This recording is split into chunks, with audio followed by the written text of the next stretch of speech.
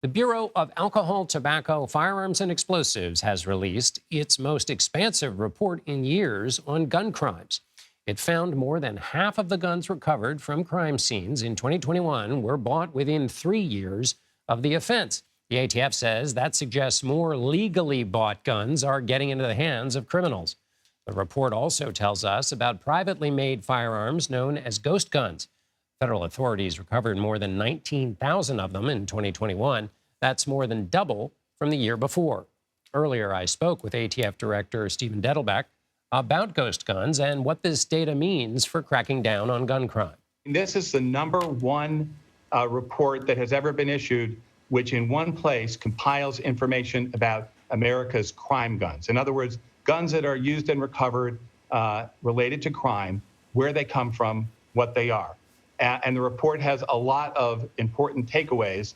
It is the single largest compilation of information that has ever been released about America's crime guns, and knowledge is power, right? It gives people in the media, it gives policymakers, it gives our law enforcement partners information they need to try and direct resources to deal with the pressing problems of firearm crime. One of those issues we're facing is, as you said, an increase in the number of privately made firearms.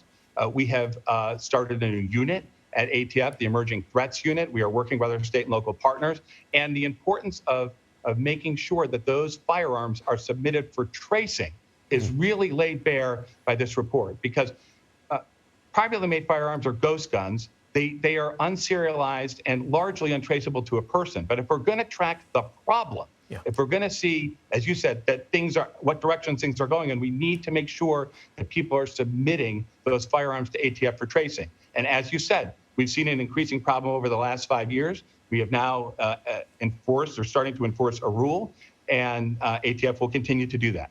So now to the question of the shrinking turnaround time between when a gun is purchased and when it's recovered from a crime scene. Why does that suggest more legally bought firearms are being used illegally? And if so, how is that happening? How does that pipeline work? So the statistic that I think people talk about in law enforcement is what's called time to crime. Time to crime is the amount of time that starts when the first retail purchase of the firearm happens, when it's sold from a firearm dealer in lawful commerce, and if that gun is later used in criminal conduct, how long it takes for us to recover it. Now, keep in mind also that when we recover a gun, it may not be the first time it was even used in a criminal activity, right? But that time shrinking, right, is part of the firearms trafficking problem, the leakage of guns from lawful commerce to unlawful commerce that happens in a variety of ways. One of them is what's called straw purchases. People using people who are allowed to purchase guns to illegally funnel them directly to people who aren't allowed to have them. Another one, and a really startling statistic in this report, is stolen firearms. In that 5-year period from 2017 to 2021, we saw recovery of over 1 million stolen firearms that are in this crime gun statistic.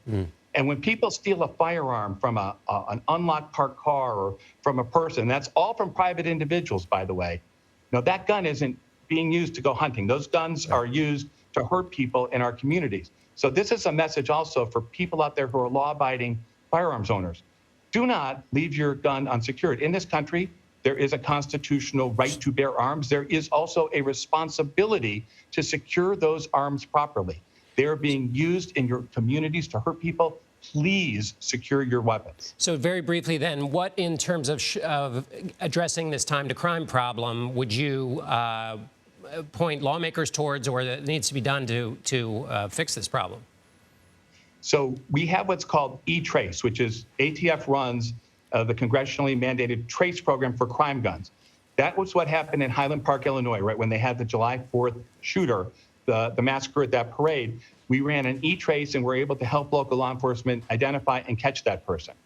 This report really underlines the importance of every single law enforcement agency submitting their firearms to be traced. Every crime gun should be submitted to be traced. Right now in the United States, only about 50% of law enforcement organizations participate in that wholly free program which ATF provides. It it can be used to amass crime gun intelligence. It can be used to take shooters off the streets, working together with our state and local law enforcement partners, which are doing a great job. But we need to put that information into the system so we can get the information out to catch the shooters. All right, Steven Dettelbach, Director of ATF, thank you so much for being with us. Good to be here. Thanks.